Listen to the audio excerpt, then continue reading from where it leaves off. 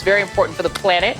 You know, I always feel like if aliens ever really exist and they come and attack us, it's going to be because we destroyed the planet. That'll be our punishment, right?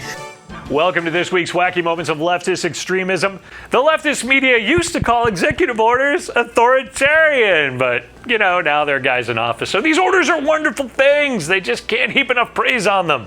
This week we learned that Biden's executive orders will even save us from the aliens.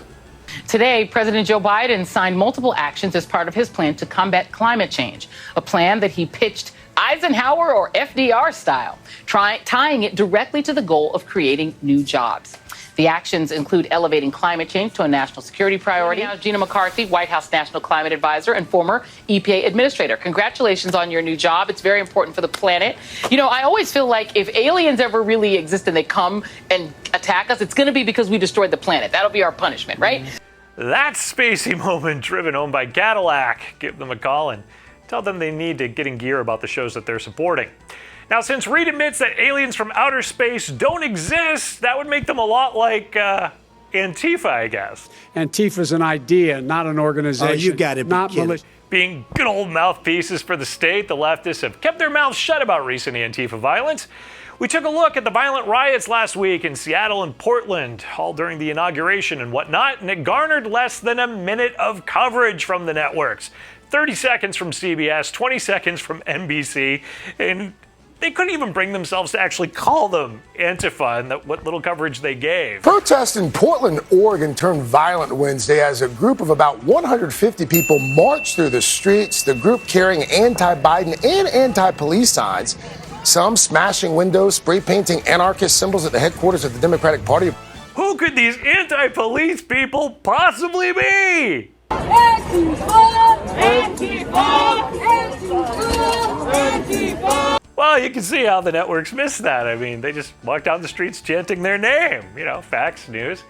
But they're not the only ones that missed it. As of Monday, CNN had only given the days of riots 46 seconds among its primetime shows, and MSNBC had not even mentioned the unrest at all. It just didn't happen. Antifa's an idea, not an organization. Oh, you got it. Not militia. What actually has been happening at CNN is a lot of their analysts are leaving.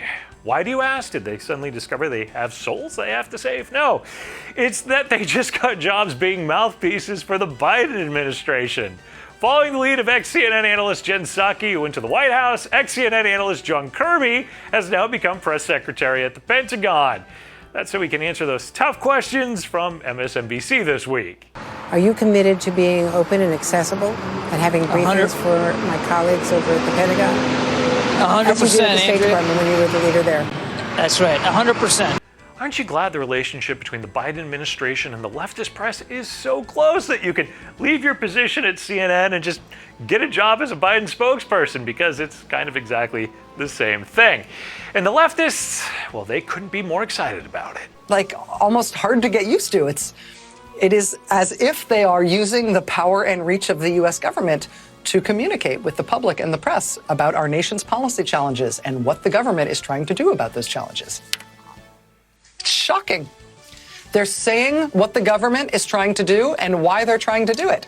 They're putting out at the podium the people in government working on these things, so they can explain in their own terms what it is they're doing and why the government is approaching it this way. And then those people are taking questions from the press about it all the time, multiple times per day already. I don't even know what to do with myself. I actually have some suggestions on what you could...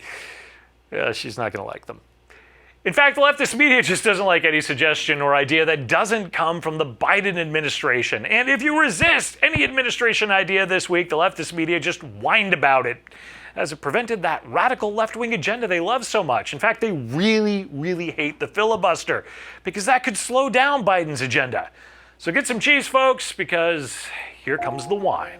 And it takes 60 votes to pass most pieces of legislation.